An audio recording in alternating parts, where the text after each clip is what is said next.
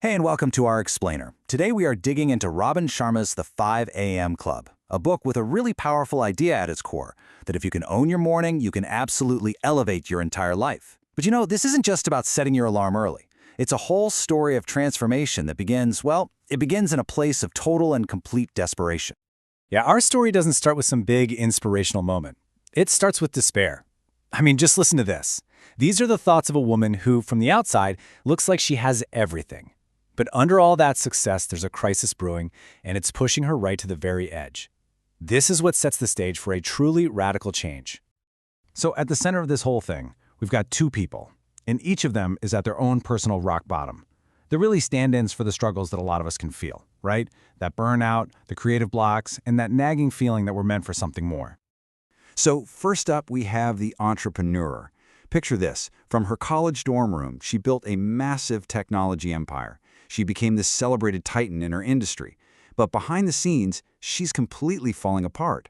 She's facing a hostile takeover, the pressure is immense, and she finds herself at a seminar by this guru called the Spellbinder, basically hoping for a miracle, not just to save her company, but to save herself. And then there's the artist. This is a guy who's just stuck. He's plagued by creative blocks, totally disgusted by a world that he sees as being filled with all this fake social media nonsense. He's at the very same seminar, and he's searching for something real, something that can reignite that spark he feels like he's lost. The seminar ends, and just when they think it's all over, as they're about to leave, this very strange, disheveled guy comes up to them. This one seemingly random encounter, well, it turns out to be the totally unexpected catalyst that is about to change the entire course of their lives. And this guy is just a total walking paradox. On the one hand, he looks homeless. His clothes are ripped, he's disheveled, and he has this really bizarre way of talking. But then, when he opens his mouth, he drops these incredibly profound bits of wisdom. And that's when they notice his watch, a piece so ridiculously expensive it seems completely impossible. Nothing about this guy adds up. And then, bam, the big reveal. This so-called homeless man is actually a billionaire named Stone Riley, and he explains that he dresses this way on purpose, to stay grounded and to remember what's real. Turns out, he's a student of the Spellbinder and the master of the very principles our two heroes are so desperately looking for. And that's when he makes them this unbelievable offer. He invites them to his private estate on the island of Mauritius, and he promises to teach them everything he knows, all the secrets to world-class performance. And the catch? There isn't one. All they have to do is say yes. So they say yes, and they head off to Mauritius, and this is where the real lessons begin. Mr. Riley unveils the absolute cornerstone of his philosophy, what he calls the secret weapon of every great achiever, a deceptively simple morning routine he calls the victory hour. This is really the core question the whole routine is built to answer. Before the world comes crashing in with emails and notifications and all the demands of the day, how do you grab that first hour for yourself to set yourself up for a win? And here is his brilliant solution, the 20-20-20 formula. That first hour of your day, from 5 a.m. to 6 a.m., that's your victory hour. It's broken down into 3 simple 20-minute pockets. First, for 20 minutes, you move. Then, for 20 minutes, you reflect. And finally, for 20 minutes, you grow. It's simple, it's structured, and it's incredibly effective.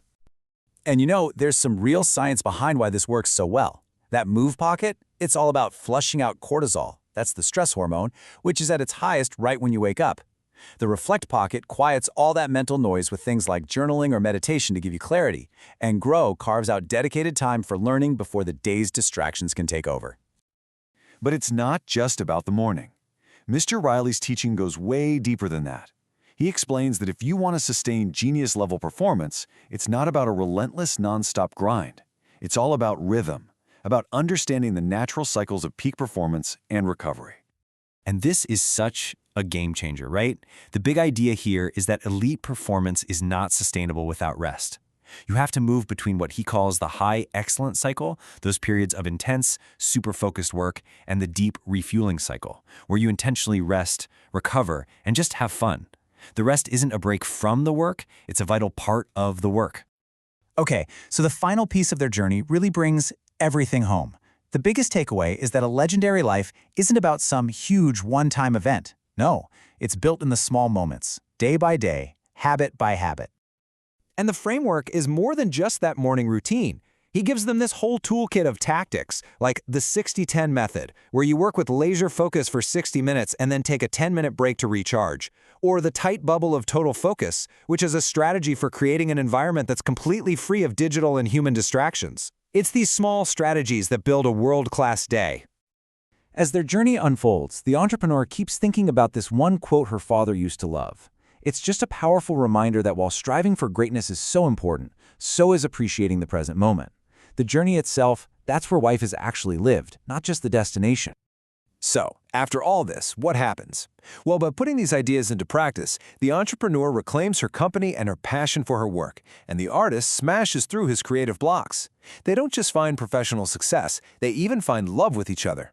They come back from their adventure as completely new people. So in the end, the 5 a.m. Club is about so much more than just an alarm clock. It's a complete framework for building a life filled with productivity, creativity, and joy, one sunrise at a time. The philosophy is all laid out. The opportunity is right there, every single morning. The only real question left is, what are you going to do with your next sunrise?